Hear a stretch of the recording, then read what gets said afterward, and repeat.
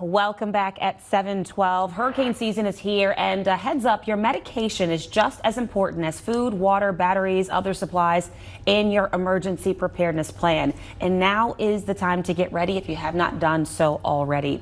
This morning, we are joined by Tran, a clinical pharmacist at Touro who specializes in emergency medicine. She's here to walk us through what you should be doing right now before any storm is even part of our conversation. Good morning. Thank you so much for being with us. Good morning. Thank you. So obviously, you and I were talking in commercial break. You've seen how not being prepared can lead to some serious problems. But what medication-related issues can become serious in the event of a storm spinning up in the Gulf and moving in this way pretty quickly? So we know that anytime a storm is heading towards us, or we are warned about a storm coming in, we start to get a little frazzled, so it can throw us off on our daily routines.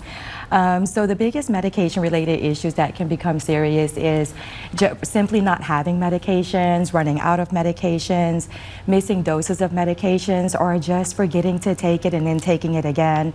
And it becomes pretty serious in patients with disease states such as like hypertension or high blood pressure, diabetes, seizures, asthma, COPD, especially asthma, COPD, and diabetes patients. They have medications that are not always easily accessible, right, like insulin, inhalers, nebulizers, and even patients on blood thinners as well. It can become pretty serious if they don't have their medications. So I know when we're talking about hurricane season and having a plan, people think, okay, I'll have a certain amount of days worth of food, a certain amount of days worth of water, batteries, or things I can throw in the car really quickly. With medication, I know people probably think, well, how do I make sure I have enough of a medication supply for 2 months or 2 weeks right now? You know, I can't get that. So what's the conversation you should have with your doctor, I guess, especially if you have one of those illnesses you just mentioned where you can't wait, and you have to have, you know, days or weeks or months worth of medication if you're away from home?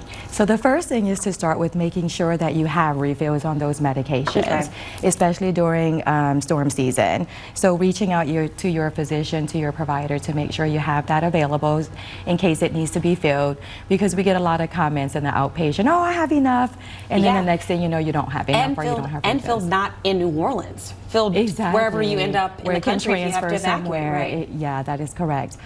So making sure you have enough medications, making sure you have those refills, making sure to plan and prepare. Some medications need special storage requirements, whether it needs to be refrigerated or protected from light, from heat.